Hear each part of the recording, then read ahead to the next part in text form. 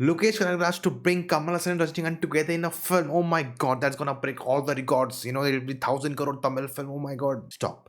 Stop right there. Stop. That's what they want us to feel and think of. But we should not do that. Because if we go on this route, we're gonna, lose a great voice, a great talented director to creating mediocre, big commercial films for these heroes. So the producers and the, distributor, all these people can make a lot of money and break all the box office records. But at the end, it's not gonna be a film we'll remember for a long time. So let me explain what I'm talking about. See, Loki has become a really like hot selling. Everyone wants him. Everyone want him. We will pay you anything. Make films with us because of his track record. After Managram, he made Kaithi, a very different film. It worked so well. Then he goes and makes film with Vijay, master. And storyline wise, it not maybe as good as his previous two films, but it's a big commercial hero film. It works really well with his own style of adding Vijay Sethupath's character and all of that. So he definitely has a knack of creating big hero films, and it worked wonderfully even when it came during the COVID time. Then he goes on to make a film with Kamal Hassan, and the initial idea is working on is a very different film. Then he thought, no, let's do Vikram. He develops it, kind of connects it to Kaithi, thinks of making a film universe with these two films, and again, it's a big success. It works wonderfully well, and he sets up a big cat Rolex at the end. People go crazy. Everyone's gone crazy. Biggest film in Tamil cinema. He establishes the LCU, and the next step should have been,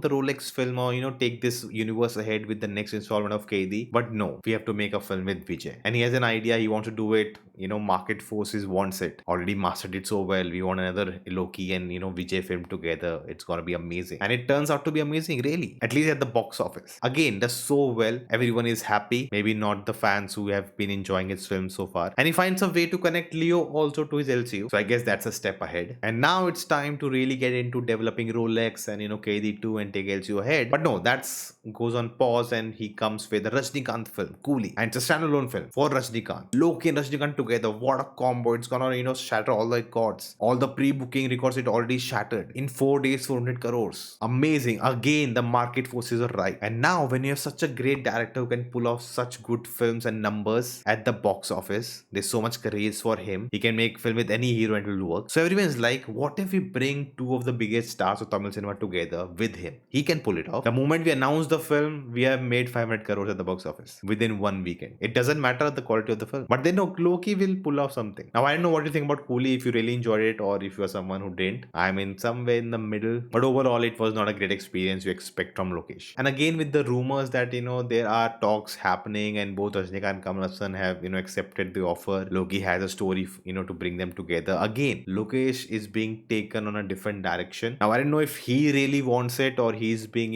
told by others, or it's happening without him understanding what's going on, that he's being used to create these big films so that people could make a lot of money off him. Of course, in an interview he revealed he got 50 crores. Now if a producer is giving him that much, they expect at least 10-20 times of that, and to do that you need these big names, big heroes. But in all of this, what's getting affected is the storytelling, and that's very very clear from Coolie. It really doesn't matter what I think and what I feel, but this is what I'm noticing, and I think this is the time Loki should really take a stand, go back to making Kaithi. If he's done, I think 40 pages he has already done, he should go back, work with lesser budget, get little smaller from these big budget films he's been making with the big stars. Try to tell a focused story with Kaithi, don't go too overboard with it. And I feel that is a better way to go about it, because his exhibitors, distributors, producers, they all want him, this big film with 2 stars. They are running for the 1,000 crore Tamil film, tag. But this is not how you get it. Now maybe I'm wrong. The film he makes with both of them is outstanding.